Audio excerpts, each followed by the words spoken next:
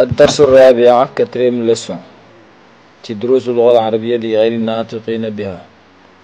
Saada wa sayyidaat mushaahidiina al-kiraam, ñu ngi leen nuyu di leen ziar, leen wax dal leen a jàmm seen bi ngeen abonné aimé partage. kon tey ñu ngi jël si ñeenteelu leçon. al baytu mooy kër gi.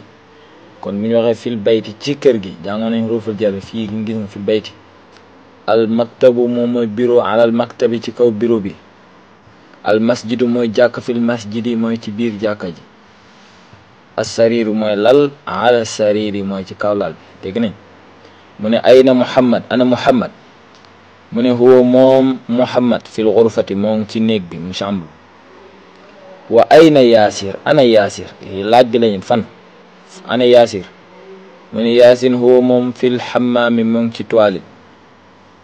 wa ayna amina, ana amina moom. mu ne amina hiya moom bu dee jigéen lañu wax hiya fil matbaxi moo ngi ci waañ bi. ayna al kitaabu, ana téere bi.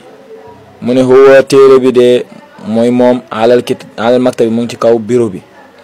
wa ayna saa, ana montre bi.